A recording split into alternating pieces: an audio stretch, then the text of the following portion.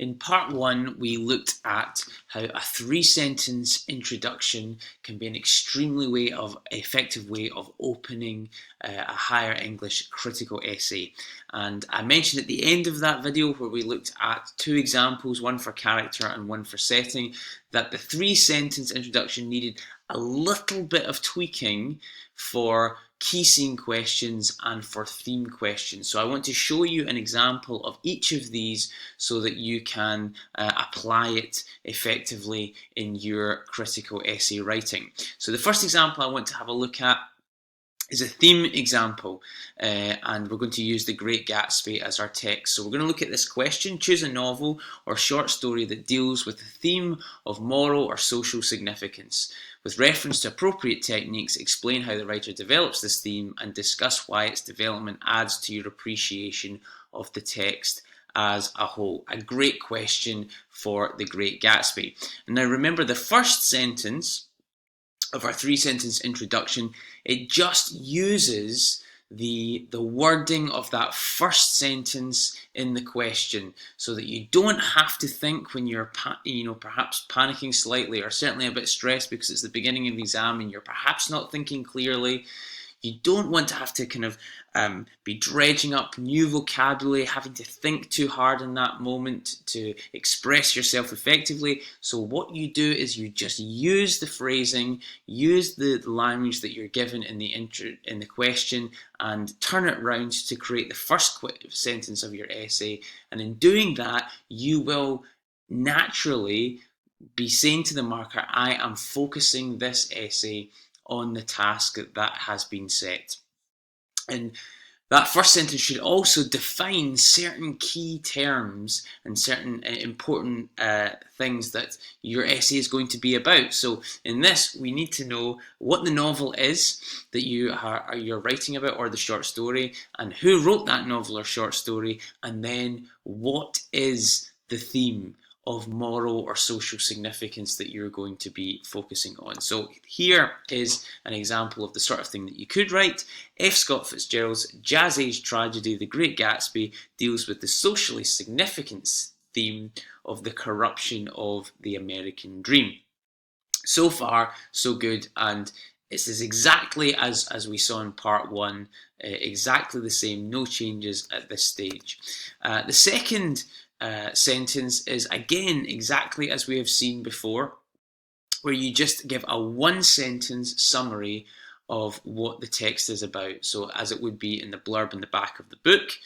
And again, this is something that you can practice beforehand, you can redraft beforehand, you can submit to your teacher for corrections beforehand, and then you can learn beforehand, so that when you go into an exam, you know whatever the question is that comes up, this is going to be the second sentence of your essay. And it just gives you a little bit more security when you're at that moment of high stress at the beginning of an exam. Again, you don't have to do too much thinking to try and express yourself effectively. You can just lean into the learning that you've done.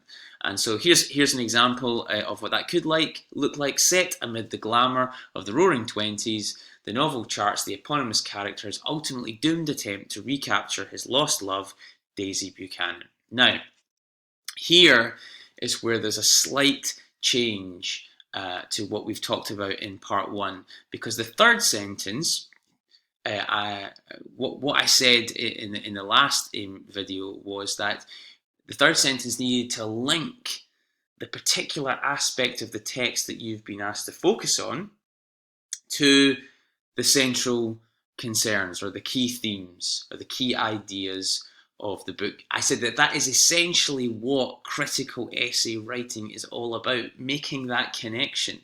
So making that connection between the journey of the main character or a key turning point in the text, making the link between that and the theme. Theme is like the wind. It's something that you cannot see in and of itself. You can only see the wind insofar as it affects the things around it. So you can look out of the window, and the way you tell it's a windy day is because the trees are moving or some letter's being blown around. You see it coming, you see the wind coming to you through other things. And theme is exactly like this. We don't see theme in isolation. We see it in the way that it affects the characters. We see it in the structure of a text or in a turning point. We see it come up, and making that connection between the aspect of the text that you've been asked to focus on and the central theme is in large part what a successful critical essay does. The slight change that we have here is because, of course, we have been given a theme already, or we've been directed down the line of writing about the theme. So we don't have another aspect of the text to link to the theme. The theme is what this is going to be about. So what we actually have to do is we have to reverse that process. Instead of linking an aspect of the text that we've been given to this, what we know the central theme is, we're going to now link the central theme to an aspect of the text that we want to talk about, because we've studied it, we've revised it, we know that we can write about it successfully. So link the aspect of the text that you've been asked to consider to the aspect of the text that you are most confident discussing. That's the slight change in this third sentence. So throughout the novel, Fitzgerald communicates his important theme through the characterization of Jay Gatsby. So you can imagine if this was a character question and we were asked to write about the central character, this third sentence in the introduction would be similar, but just the other way around. It would be throughout the novel, Fitzgerald uses the characterization of Jay Gatsby to communicate his theme, the corruption of the American dream. And all we're doing, because we're asked to focus on the theme, is instead of supplying the theme at the end, we are supplying the aspect of the text that we want to write about. So in this case, I think it's always easiest to write in a text about the main character, which is why I've put that in there. Now, if you put that all together, this is what it looks like. F. Scott Fitzgerald's jazz-age tragedy, The Great Gatsby, deals with the socially significant theme of the corruption of the American dream. Set amid the glamour of the Roaring Twenties, the novel charts the eponymous character's ultimately doomed attempt to recapture his lost love, Daisy Buchanan. Throughout the novel, Fitzgerald communicates his important theme through the characterization of Jay Gatsby. It's almost exactly the same structure as we looked at in part one. There's just that little tweak in the third sentence where we reverse the connection between an aspect of the text and the central themes, because we have been asked not to write about a specific aspect, but about the theme itself. So I hope that's clear. The other example that I wanted to show you, because this is again a slight tweaking from the three-sentence introduction that we looked at in part one, is if you get a key scene or a key incident question, which is another one of the big categories of questions that you can get asked in higher English. And we're going to have a look at this using the example of Hamlet and this question here. Choose a play in which there is a scene that provides a clear turning point. Explain briefly what causes the turning point and show how this scene is important to your appreciation of the text as a whole. A classic key scene question. So again, the first sentence doesn't change. It's always the same.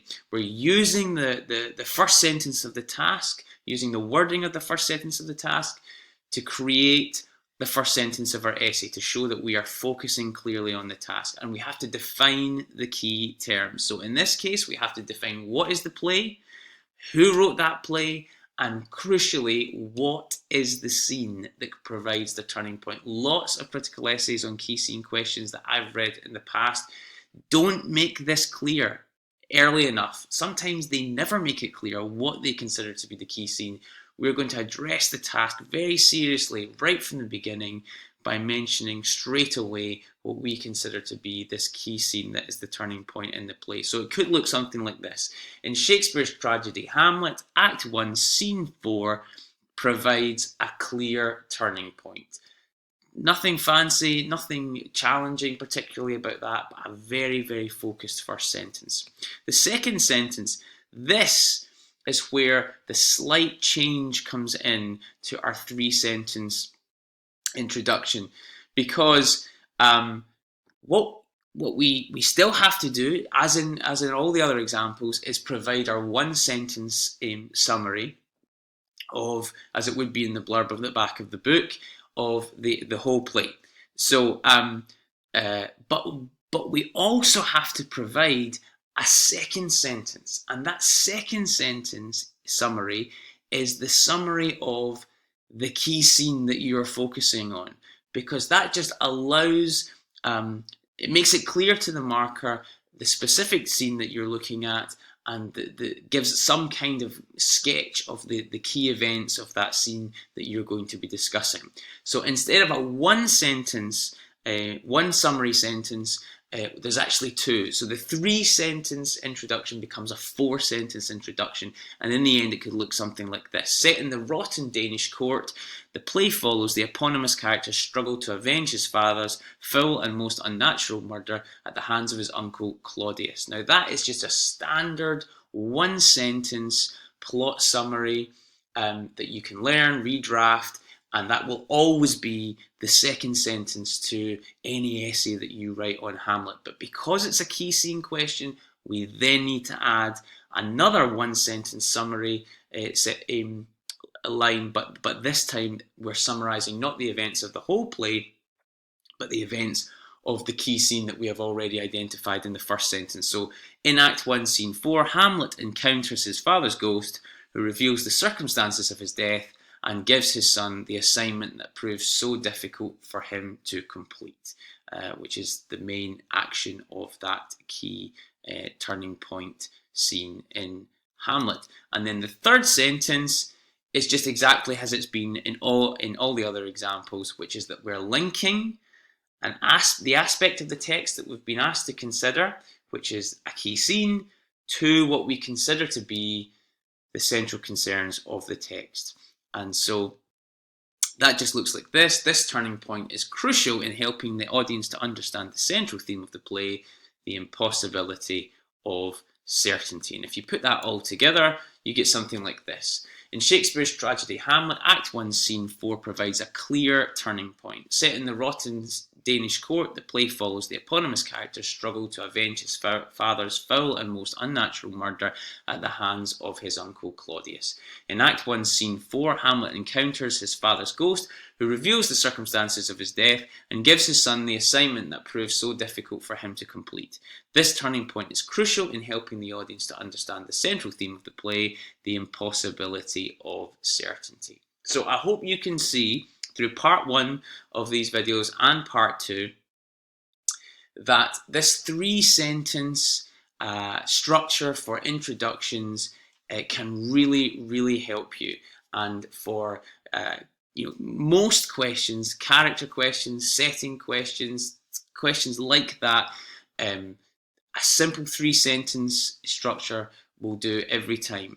There's just a little bit of tweaking required for theme questions and for key scene or key incident questions, but I hope you can see in this second part here that these little tweaks are not difficult, not complicated, and easily achievable. And the whole idea of an introduction is that it sets you up to write an essay that is focused clearly on the task and gets you immediately into the analysis of the text, which is how you really start to score your marks and get a great result in the end.